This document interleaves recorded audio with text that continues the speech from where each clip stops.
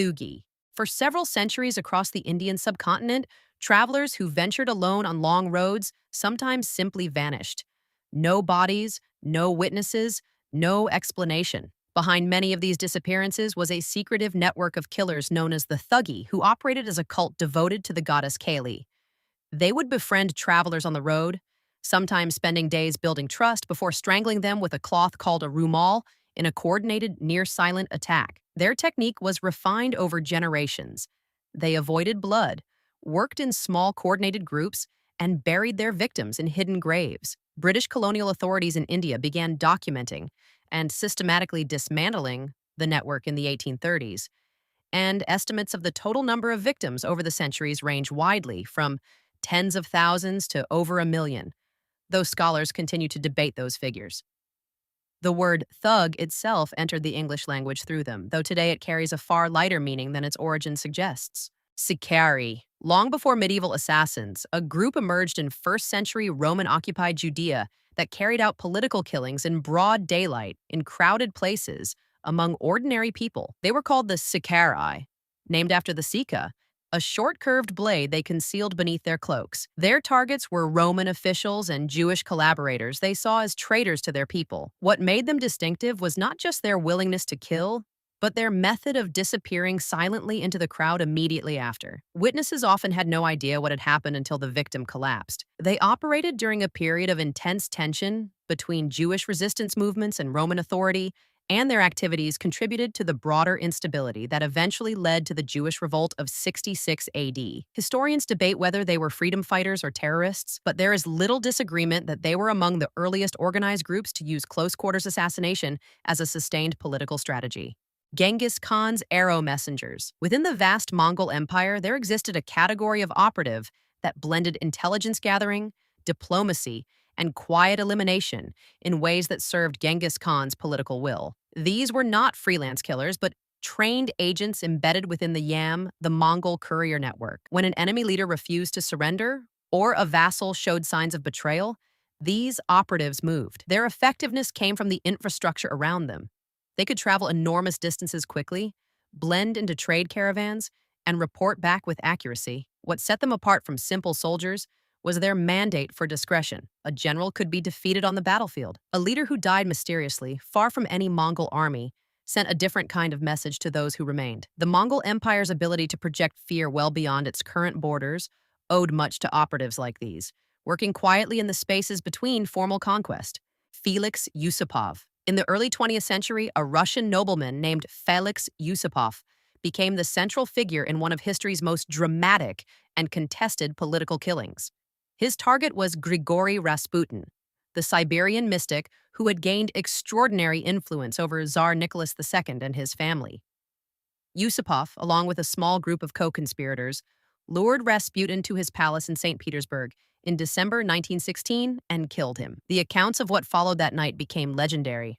Reports of poisoned wine that seemed not to work, multiple gunshots, and a body finally thrown into the frozen Neva River. Historians have since questioned many of the more dramatic details, but the killing itself was real, and its political consequences were immediate. Yusupov acted not as a hired operative, but as an aristocrat convinced he was saving Russia. He failed in that goal. The revolution came anyway, and he spent the rest of his life in exile, having killed a man and changed nothing. Mossad's Kidon unit. In the decades following the Second World War, the Israeli intelligence agency Mossad developed a specialized unit focused on targeted killing of individuals considered threats to the state. This unit, known internally as Kidon, operated across multiple continents and became one of the most discussed covert assassination programs of the modern era. Its operations included the systematic hunting of Nazi war criminals after the Holocaust, the response to the 1972 Munich Olympic massacre, and the targeting of nuclear scientists and militant leaders in later decades. What distinguished Kidon from simple state-sanctioned violence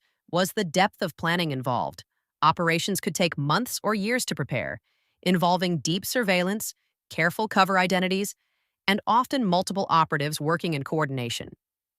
The unit has never been officially acknowledged in detail by the Israeli government, but its existence and general activities are well documented by journalists and intelligence historians.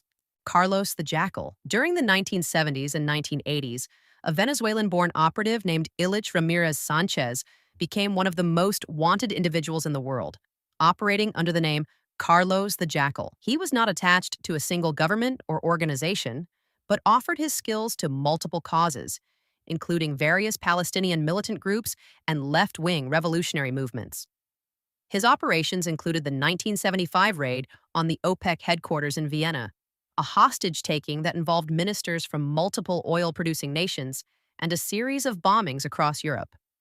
What made him particularly difficult to catch was his ability to move across borders using multiple identities, his willingness to work for different sponsors, and the genuine ideological conviction that seemed to drive him alongside the money.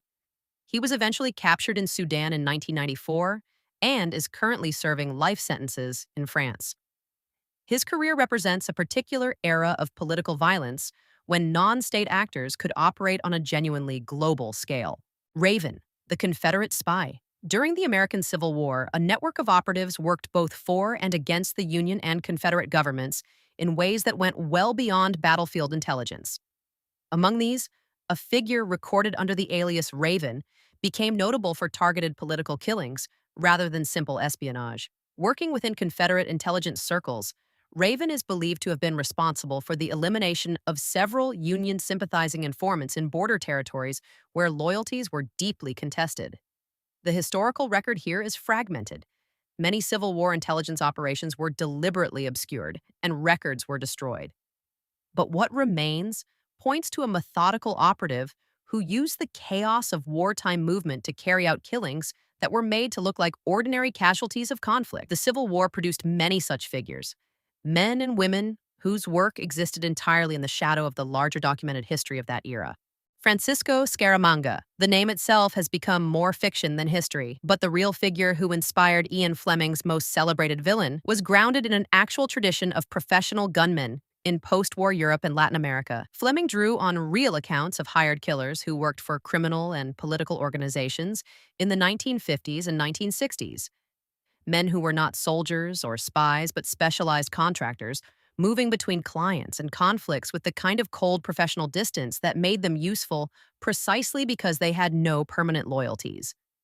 The real-world equivalent of the character appeared in various documented criminal investigations from this period, particularly in Italy and in parts of South America where political instability created steady demand.